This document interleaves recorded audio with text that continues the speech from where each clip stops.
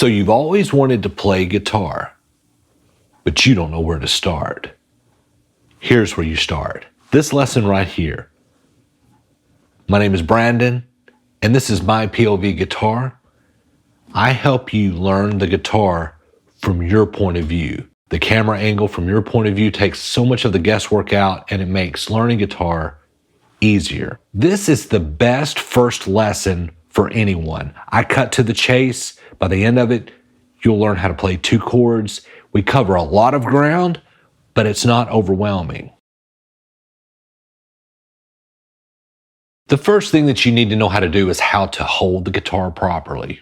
The hump here, if you're a right-handed player, that's going to rest on your right leg above the knee, okay?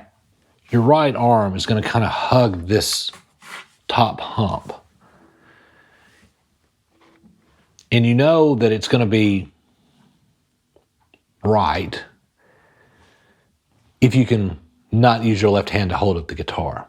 So this is kind of like how you hold it. That way you're free to kind of do.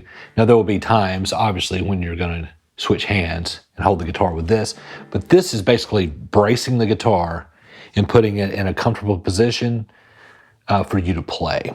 You want to play over the sound hole or as close to the sound hole. You'll get different tones. If you back off, it gets a little brighter.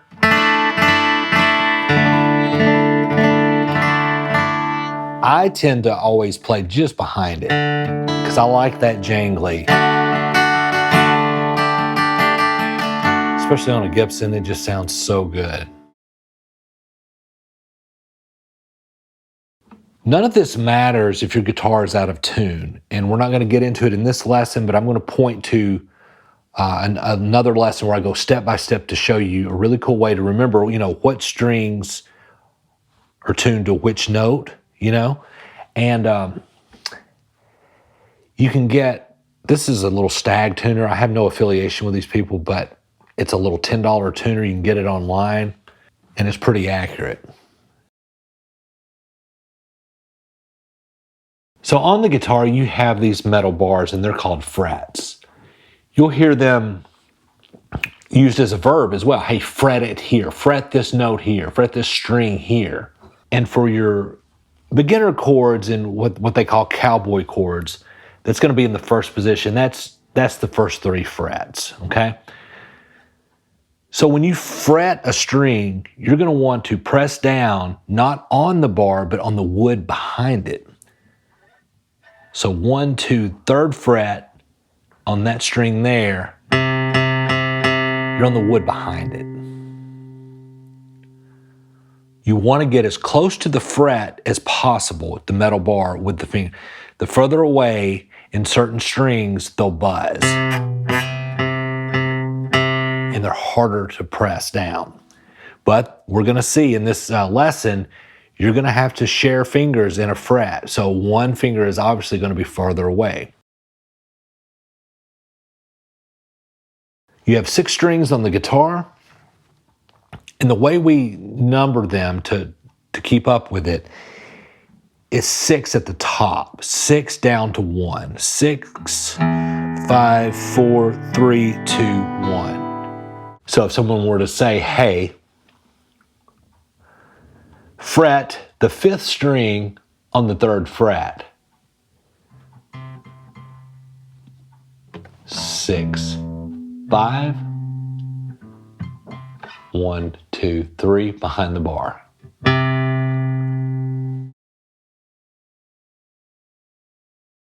I recommend starting playing with a pick. There may be, eventually, you'll want to finger pick maybe. Or just strumming.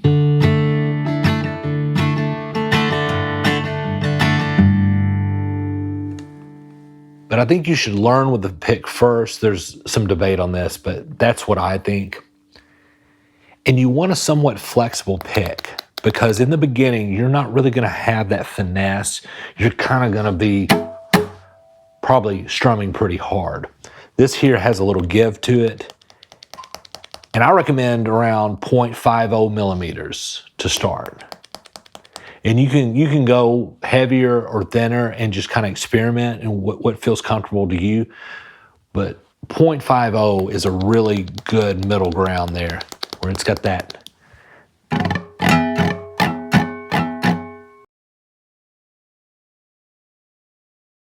The way to hold a pick is just take the insignia and use that as the top.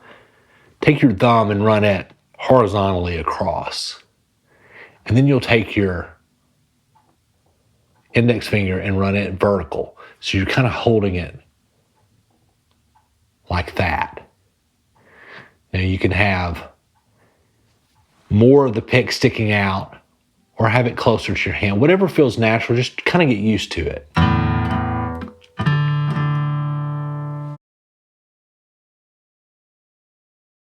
Okay, we're going to get right into learning some chords.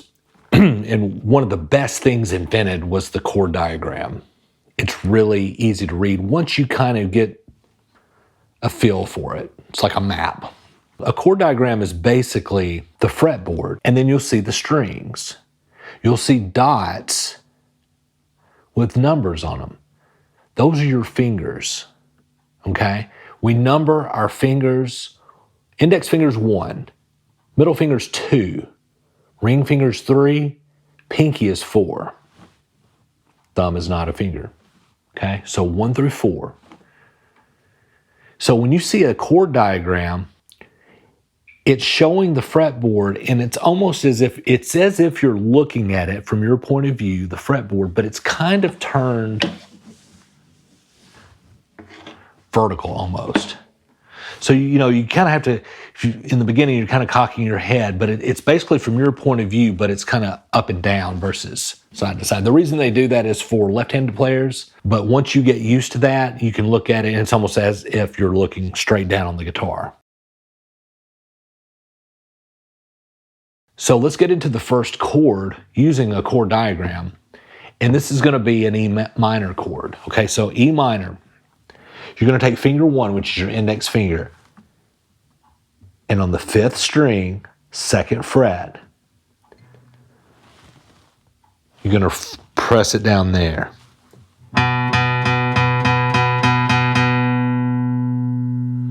You want to make sure that rings out as clearly as the note above it, the string above it, that open string. If it's not, and it's got some muting, you're not pressing hard enough. You don't want to press too hard. There's a sweet spot. Practice with that till you get it. It may take a minute. You'll see how close my finger is to that fret. Well, the next finger, it shares a fret. So you're going to have, and you'll just naturally do this. In order to make room, your finger is just going to naturally slide. So what we're going to do is the string underneath that, it's going to be the 4th string, 2nd fret. You're going to take finger 2, your middle finger, and fret it there. In order to do, so that will be the closest to the fret. You notice how to be able to do that, you have to slide over, okay? So then you want to check both of those.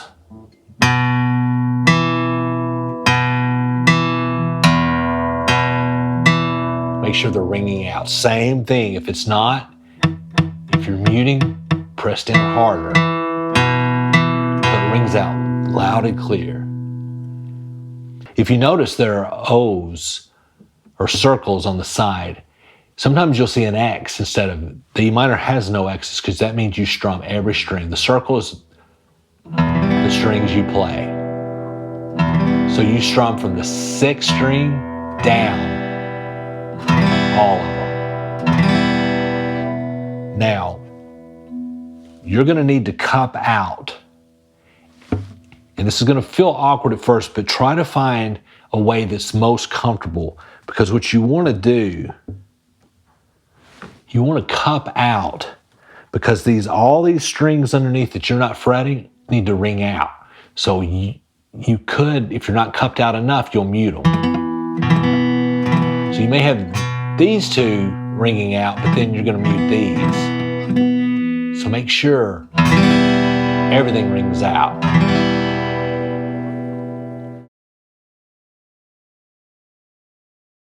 The next chord is just a 1-finger move. It's a G6. What you're going to do is you're going to take finger 2, leave finger 1 there, and just move up to the 6th string 3rd fret. And you will see an X. It's a G6, or I like to call it an easy G. You'll see an X on the 1st string. Don't worry about it if you hit it. If you want to strum it just like you do the E minor for now, that's fine. I really don't want you thinking about your right hand too much.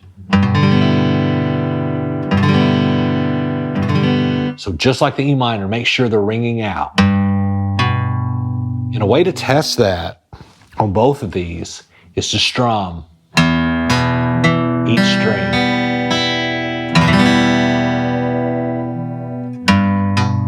See, that was muted a little. There we go.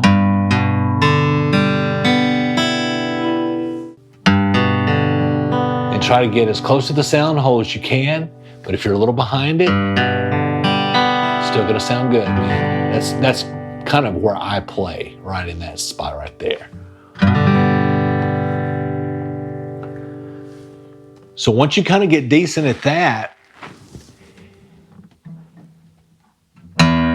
just try them separately. Try switching. Do one strum. And it's going to take you a minute and you're going to have to look, but then make the G. And then go back.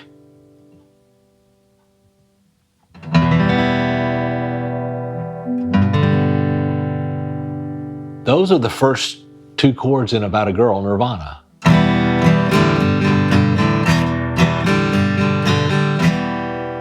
I don't expect you to be able to play that yet, but now you're already playing 2 chords that are in a song.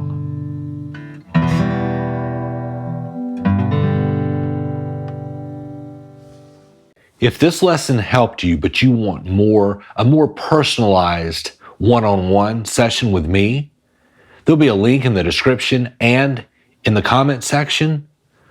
Hit me up about one-on-one lessons. Also, Black Friday, there's a huge sale on the beginner course. You can do it at your own pace. We cover everything that a beginner needs to know from your point of view. And on Black Friday, it's going to be a huge discount. Until then, we'll see you in the next lesson.